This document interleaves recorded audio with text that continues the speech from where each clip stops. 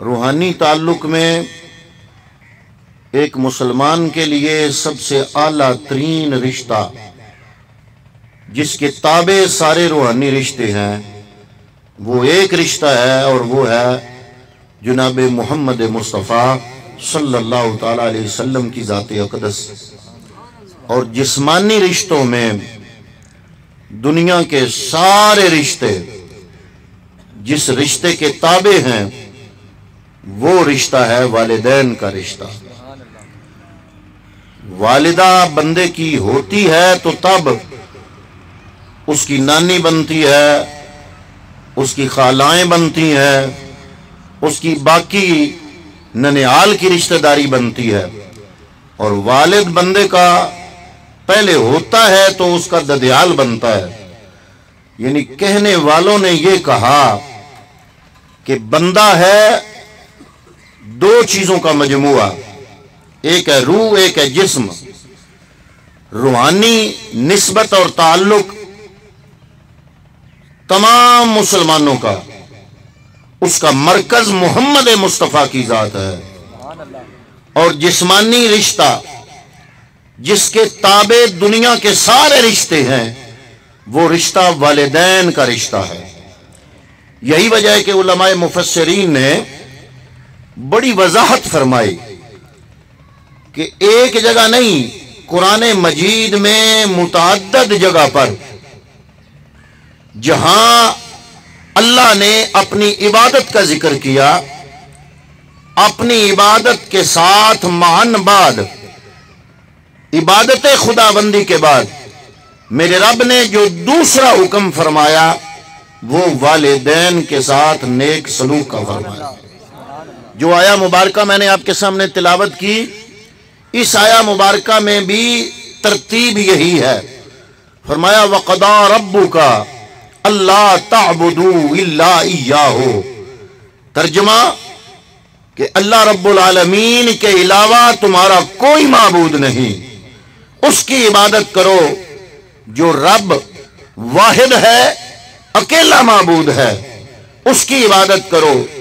اپنی عبادت کے ذکر کرنے کے بعد فوراً جو دوسرا حکم دیا وہ اگلے لفظ ہیں، فرمایا وَبِالْوَالِدَيْنِ احسانا، فرمایا والدین کے ساتھ احسان کرو۔ بلکہ علماء مفسرین اس سے آگے گئے، انہوں نے فرمایا کہ تین کام ایسے ہیں جو اللہ نے ایک آیت میں، تین کام رب العالمین نے تین مختلف جگہوں کے اندر اللہ نے ایک دوسرے سے پروئے ہیں۔ وہ کیا ہے؟ فرمایا پہلے رب نے فرمایا اقیم الصلاۃ وآتوا الزکاۃ، نماز قائم کرو اور زکوٰۃ دو۔ اب اگر صاحب استطاعت بندہ زکوٰۃ نہیں دے گا، اس کی نماز بھی علماء فرماتے ہیں اللہ قبول نہیں فرمائے گا۔ وہ صاحب استطاعت لیکن زکوٰۃ نہ دے، کیونکہ اللہ نے یہ دونوں حکم جو ہیں وہ ایک دوسرے سے نتھی کر کے ارشاد فرمائے۔ دوسرا حکم علماء مفسرین فرماتے ہیں کہ اللہ نے قرآن مجید میں ایک اور جگہ فرمایا اطیعوا اللہ واطیعوا الرسول، اللہ کی اطاعت کرو اور اللہ کے رسول کی اطاعت کرو۔ فرمایا اگر کوئی بندہ اللہ کی تو اطاعت کرے لیکن اللہ کے رسول کی اطاعت، تو علماء مفسرین فرماتے ہیں کہ جو اللہ اور اللہ کے رسول کی اطاعت کا حکم ایک ہے، ایک ایت میں ہے، فرمایا جو اللہ کی کرے گا رسول اللہ کی نہیں کرے گا تو رب العالمین اپنی اطاعت بھی اس کی قبول ہے۔ تیسری بات علماء نے فرمایا کہ قرآن مجید میں اللہ نے فرمایا انشکر لی ولوالدیک، فرمایا میرا شکر کرو اور میرے اپنے والدین کا شکر کرو۔ یعنی دو حکم ہے، رب نے ایک جملے میں نتھی فرمائے۔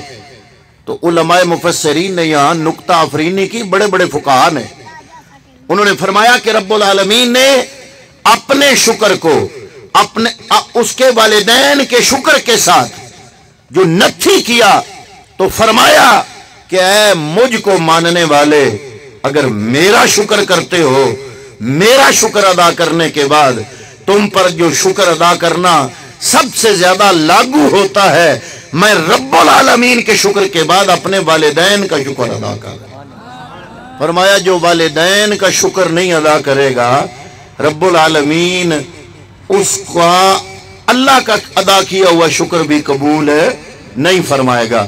یہ تین حکم ہے، علماء مفسرین نے وضاحت کے ساتھ یہ ارشاد فرمایا کہ قرآن میں رب نے یہ تینوں ارشاد فرمائے، اطیع اللہ و اطیع الرسول، اللہ کی اطاعت کرو اور رسول کی کرو۔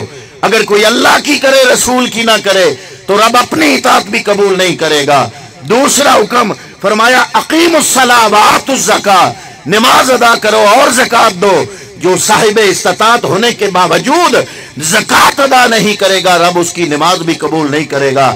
تیسرا حکم فرمایا انشکر لی ولوالدیک، کہ اللہ کا شکر ادا کرو اور اپنے والدین کا شکر ادا کرو۔ جو اللہ کا شکر ادا کرے گا والدین کا شکر ادا نہیں کرے گا تو اللہ تعالیٰ اس کا شکر بھی قبول نہیں فرمائے گا۔ ایک صحابی رسول حضور کی بارگاہ میں آئے، بخاری شریف میں یہ حدیث پاک موجود ہے، ترمذی شریف میں موجود ہے، مسلم شریف میں موجود ہے، 3 احادیث کی کتب میں یہ حدیث طیبہ موجود ہے۔ صحابی رسول حضور کی خدمت میں اقدس میں حاضر ہوئے، عرض کیا یا رسول اللہ آپ جہاد کے لیے حکم فرما رہے ہیں، لوگ اکٹھے ہو رہے ہیں، اپنے اپنے نام مجاہدین میں لکھا رہے ہیں، یا رسول اللہ میرا بھی دل کرتا ہے کہ وہ نوجوان جو اپنے نام مجاہدین کی لسٹ میں لکھا کے اپنے آپ کو اللہ رب العالمین کے حضور پیش کرنا چاہتے ہیں اور رب کے دین کے لیے اپنی جان قربان کرنا چاہتے ہیں، میں چاہتا ہوں کہ میرا بھی ان خوش نصیبوں میں نام ہو جائے۔ یا رسول اللہ میں اپنا نام لکھوانے کے لیے آیا ہوں۔ حضور نبی رحمت صلی اللہ علیہ وسلم نے ان حالات میں جبکہ علماء کو پتا ہے اور پڑھے لکھے حضرات جانتے ہیں جنہوں نے تاریخ پڑھی ہے کہ یہ وہ وقت تھا جب افرادی قوت کی کمی تھی، جب میرے مصطفیٰ کو زیادہ سے زیادہ مجاہدین کی ضرورت تھی، جب مٹھی بھر مسلمان ہوا کرتے تھے اور تعداد میں ہزاروں کئی گنا زیادہ کفار ہوتے تھے، ان سے لڑائی لڑنی ہوتی تھی۔ محمد مصطفیٰ بھی یہ چاہتے تھے، میرا خدا بھی یہ چاہتا تھا کہ زیادہ سے زیادہ مجاہد تیار ہو جائیں تاکہ کفار مکہ کے سامنے جائے اور کفار کے سامنے جب لڑائی لڑے اللہ اسلام کو فتح و نصرت عطا فرمائے۔ اللہ بھی چاہتا تھا مجاہدین زیادہ ہوں، مصطفیٰ بھی چاہتے تھے مجاہدین زیادہ ہوں، اور مسلمان صحابہ بھی یہ چاہتے تھے کہ مجاہدین زیادہ ہوں۔ ان حالات میں جب وہ صحابی رسول آتا ہے عرض کرتا ہے یا رسول اللہ میں بھی اپنا نام مجاہدین میں شامل کرنا چاہتا ہوں، میرا نام مجاہدوں کی لسٹ میں لکھ لے۔ میرے پیغمبر نے سوال فرمایا، حضور نے پوچھا، فرمایا تمہاری ماں زندہ ہے؟ بڑی قابل توجہ بات ہے۔ آج ہم نے چند چیزوں اور حرکات و سکنات کا نام دین رکھ لیا ہے۔ ہم نے سمجھا ہے کہ ہمارا دین جو اسلام ہے یہ صرف عبادت گاہ یعنی مسجد کے دروازے سے لے کے مسجد کی محراب تک درمیان میں دین ہے، اور جب ہم مسجد کے دروازے سے باہر آئیں تو ہم دین سے بھی باہر آ گئے۔ ہم نے یہ سمجھ رکھا ہے کہ زیادہ نمازیں پڑھنے کا نام اسلام ہے، زیادہ روزے رکھنے کا نام اسلام ہے۔ ہم نے یہ سمجھ رکھا ہے کہ زیادہ نعرے مارنے کا نام اسلام ہے۔ حضرات محترم، اسلام کس چیز کا نام ہے؟ اگر یہ آپ دیکھنا چاہیں تو جس طرح نقیب محفل وہ نقشہ کھینچ رہے تھے، وہ حضور نبی کریم کی رسالت مآب بارگاہ کا نقشہ، اس بارگاہ میں تصوراتی طور پر پہنچے، اور میرے مصطفیٰ کی بارگاہ میں صحابہ جو سوال کرتے تھے اور میرا نبی جو جواب ارشاد فرماتا تھا، جب تم میرے مصطفیٰ کی محفل میں پہنچ جاؤ گے اور حضور کی بارگاہ میں پہنچ کے حضور کے سوال و جواب دیکھو گے تو آپ کو پتہ چل جائے گا کہ دین صرف سجدوں کا نام نہیں، دین صرف رکوعوں کا نام نہیں، دین جو ہے وہ صرف مسجد تک محدود نہیں، بلکہ آپ کو پتہ چلے گا کہ دنیا کا ہر کام جب اللہ کی رضا کے لیے بندہ مومن کرتا ہے تو اس کا دین بھی وہی ہوتا ہے، اس کی دنیا بھی وہی ہوتا ہے۔ سبحان اللہ، نعرہ تکبیر، نعرہ رسالت، نعرہ تحقیق، نعرہ حیدری، علماء اہل سنت۔ اب حضور کو چاہیے تھا خوش ہوتے کہ نام لکھو بھئی ایک اور نیا مجاہد آیا ہے، یہ اپنی جان قربان کرنے کے لیے، جنگ کرنے کے لیے، نام لکھو۔ گنتی بڑھ گئی، تعداد زیادہ ہو گئی، پر نہیں، میرے پیغمبر نے تو ہمیں حقیقت اسلام سے روشناس کرانا تھا، میرے پیغمبر نے ہمیں اسلام کی اصل بتانی تھی۔ مصطفیٰ نے سوال کیا تمہاری ماں ہے؟ عرض کیا یا رسول اللہ ماں ہے۔ فرمایا جاؤ ماں کے قدموں سے لپٹ جاؤ، رب نے جنت تیری ماں کے قدموں میں رکھی ہے، جاؤ۔ یہاں پر علماء محدثین نکتہ افرینی فرماتے ہیں، علماء فرماتے ہیں کہ جہاد کرنے سے ملتی ہے جنت، کیونکہ انسان اپنی جان ہتھیلی پہ رکھ کے میدان جنگ میں اترتا ہے، اور وہ جنگ آج کی جنگ نہیں تھی کہ ٹریگر دبانے والی جنگ نہیں تھی، بٹن والی جنگ نہیں تھی، وہ جنگ تھی زور آزمائی کی جنگ، تلوار سے اگلے کے سامنے بہادری کے جوہر دکھانے کی جنگ، اپنی جان کو ہتھیلی پہ رکھ کے اسلام کے لیے لڑنے کی جنگ۔ تو محدثین نے فرمایا کہ اس کا مطلب یہ بنا، گویا پیغمبر فرما رہے ہیں کہ جو اپنی جان ہتھیلی پہ رکھ کے اللہ کے دین پہ جان قربان کرنے کے لیے جاتا ہے تو تلواریں دشمن کے ساتھ چلانے کے بعد ملتی ہے جنت۔ تو گویا پیغمبر فرما رہے ہیں کہ ایک جنت تو وہ ہے جو تلواریں چلانے سے ملتی ہے، اور دوسری جنت وہ ہے جو ماں کی خدمت میں بیٹھ کے، ماں کی خدمت میں بیٹھ کر ماں کے پاؤں دبانے سے جنت ملتی ہے۔ سبحان اللہ، سبحان اللہ۔ وہ بھی جنت، یہ بھی جنت۔ فرمایا اگر میدان جہاد میں جنت ملتی ہے تو والدہ کی خدمت میں بھی جنت ملتی ہے۔ سبحان اللہ۔ آج ہم نے اسلام کا مطلب بڑا اور سمجھ لیا۔ آپ یہ زپ والے مجاہد، یہ بارود خود کش جیکٹوں والے مجاہد، اگر ان کا آپ تجزیہ کریں، فردن فردن ان کا جائزہ لیں اور ان کا ڈیٹا اکٹھا کریں تو آپ کو اکثریت والدین کے باغی ملیں گے، والدہ سے باغی، والد سے باغی، گھر سے بھاگا ہوا ان لوگوں کے ہتھے چڑھ گیا۔ انہوں نے اس کی برین واشنگ کی، برین واشنگ کرنے کے بعد اس کو دماغی طور پر تیار کیا اور اس کو بتایا کہ تم مسلمانوں کی صفوں میں، مساجد میں اور مختلف جلسوں میں، محافل میں گھس کے جب تم پن کھینچو گے تو تم سیدھا جنت میں جاؤ گے۔ حضرات محترم، اسلام کا کتنا غلط معنی ان لوگوں نے عام نوجوانوں کے ذہنوں میں ڈالا، اور اسلام کا کتنا تشخص خراب کیا۔ غیر مسلم اقوام کے سامنے غیر مسلم قومیں دیکھتی ہیں، وہ کیا کہتی ہیں کہ اسلام کیا ہے؟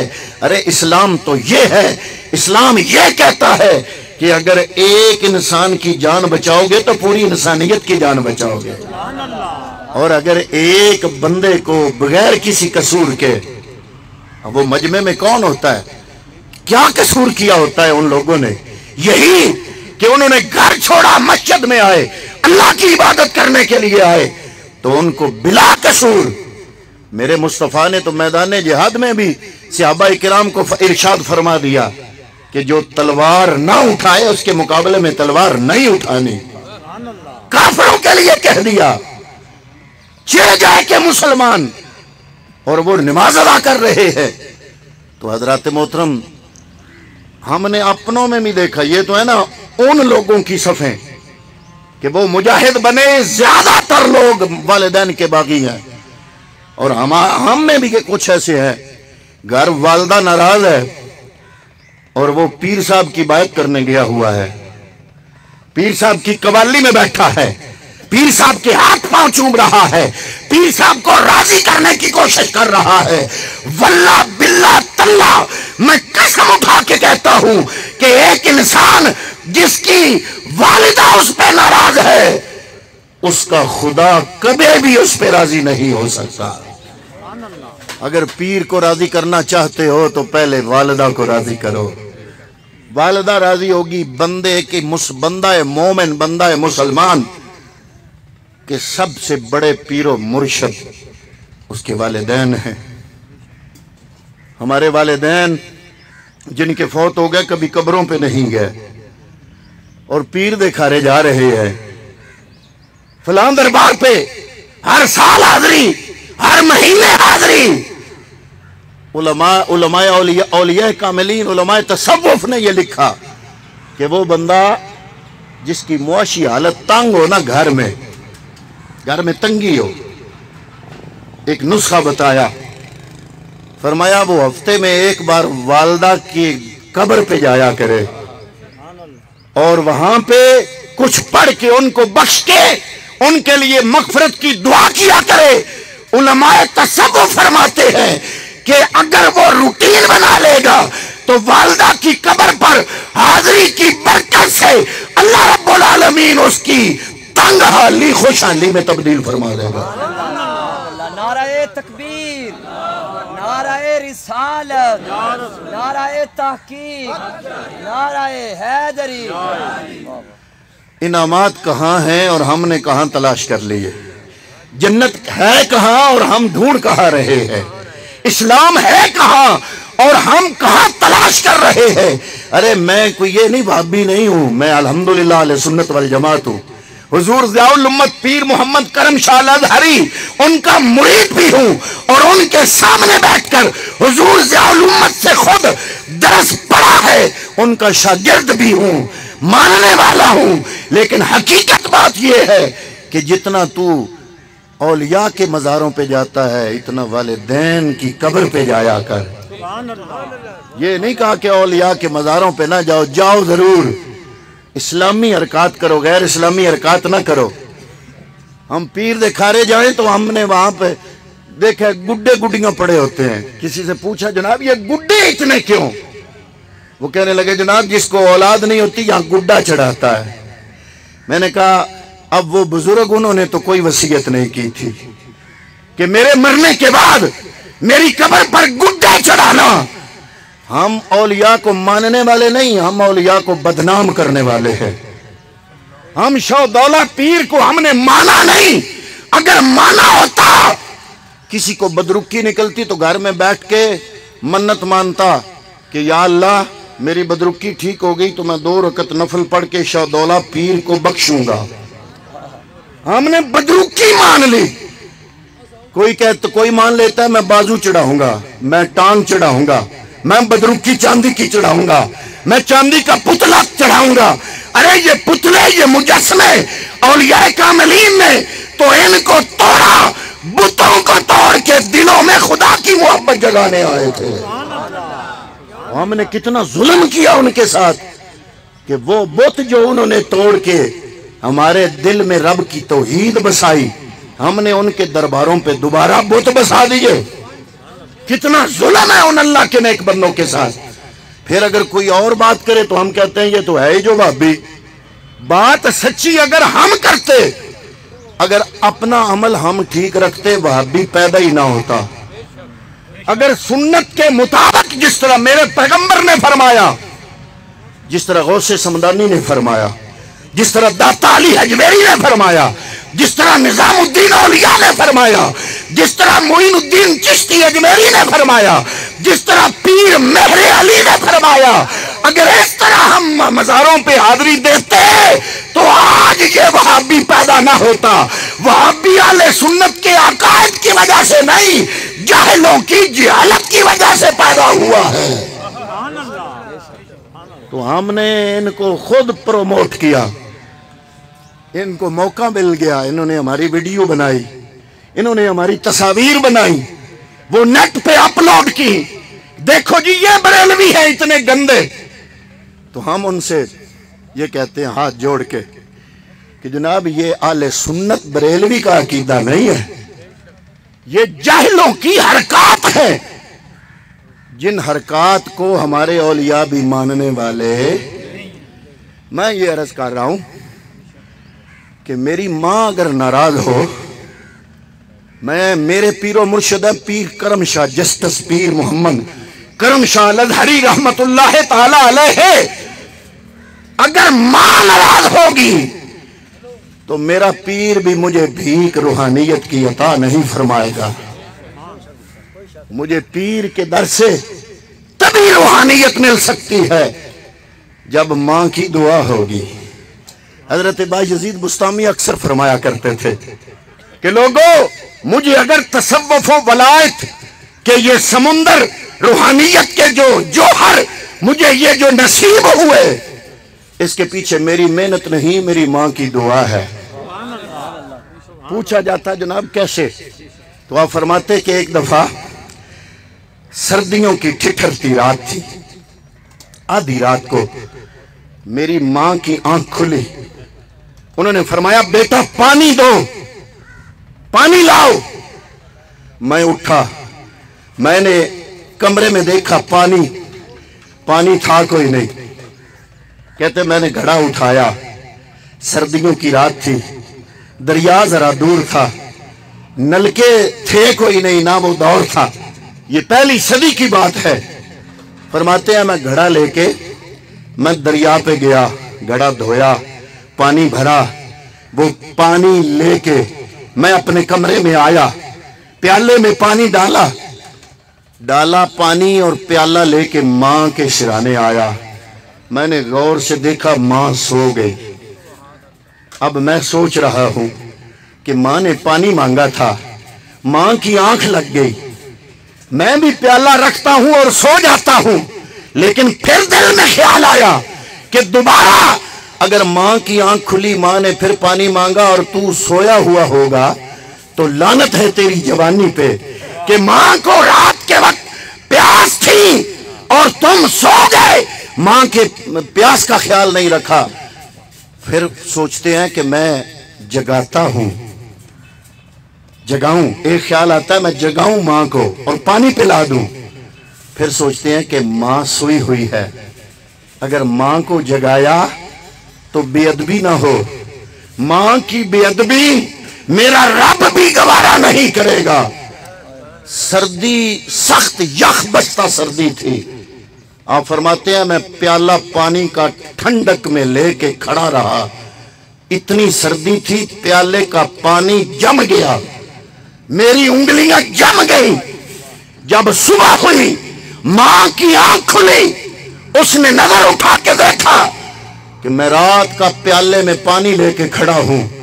پوچھا بیٹا تم رات سے کھڑے ہو، سو جاتے؟ عرض کیا اماں جی اس ڈر سے نہیں سویا کہ دوبارہ آپ پانی نہ مانگے اور میں سویا ہوا ہوں، اللہ تعالیٰ کی بارگاہ میں بے ادبی نہ لکھی جائے۔ ماں کے دل سے دعا نکلی، یا اللہ میرے بیٹے کو اپنے راستے کا ایسا مسافر بنا کہ سارے ولی میرے بیٹے کے در سے خیرات حاصل کریں۔ نعرہ تکبیر، نعرہ رسالت، نعرہ تحقیق، نعرہ حیدری۔ فرماتے ہیں وہ دن گیا یہ دن آیا، میری ماں کی دعا قبول ہوئی، مجھے رب نے اس راستے پہ ڈالا، اور آج مجھے اولیاء کاملین سلطان العارفین کہہ کے بلاتے ہیں۔ بڑے بڑے اولیاء حضرت جنید بغدادی جیسے بزرگ اپنی کتابوں میں بایزید بسطامی کی کرامتیں لکھ کے گئے ہیں۔ غوث سمدانی شیخ عبد القادر جیلانی نے اپنی کتب میں جا بجا حضرت بایزید بسطامی کی روحانیت کے اسباق کا تذکرہ فرمایا ہے۔ جن کو دنیا غوث اعظم کہتی ہے وہ غوث اعظم ان کے دریوزہ گر بنتے ہیں، ان کی بارگاہ میں حاضری دیتے ہیں، ان کی روحانیت کے سمندر سے سیراب ہوتے ہیں۔ حضرت بایزید بسطامی فرماتے ہیں مجھے جو ولایت میں مقام ملا میری ذاتی محنت نہیں تھی، بلکہ میری ماں کی میرے لیے دعا تھی۔ ایک چیز اور بھی ہے جو ہمارے معاشرے میں بڑی غلط روایت پا چکی ہے،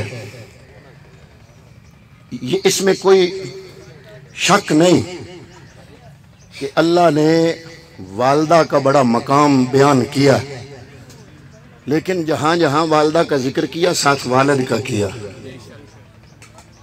ساتھ اس آیت میں بھی اللہ نے صرف ماں کا ذکر نہیں کیا، باپ کا بھی کیا۔ فرمایا وَقَضَىٰ رَبُّكَ أَلَّا تَعْبُدُوا إِلَّا إِيَّاهُ وَبِالْوَالِدَيْنِ إِحْسَانًا، پہلا حکم ہے میری عبادت کرو، دوسرا حکم ہے والدین کے ساتھ نیکی کرو۔ آج ہم نے اور کچھ ہمارے نعت خوان اور کچھ ہمارے کلام پڑھنے والے اور لکھنے والے، انہوں نے صرف ماں کی شان تو بیان کی، باپ کی شان کبھی بیان نہیں کی۔ تو آج کیوں نہ میں آپ کے سامنے میرے پیغمبر کا ایک فرمان سناؤں۔ حضور نے فرمایا اے میرے غلاموں، اگر رب راضی کرنا چاہتے ہو، کیا فرمایا؟ رب، یہ جملہ میرا نہیں، حدیث پاک میں ہے، میرے مصطفیٰ نے ارشاد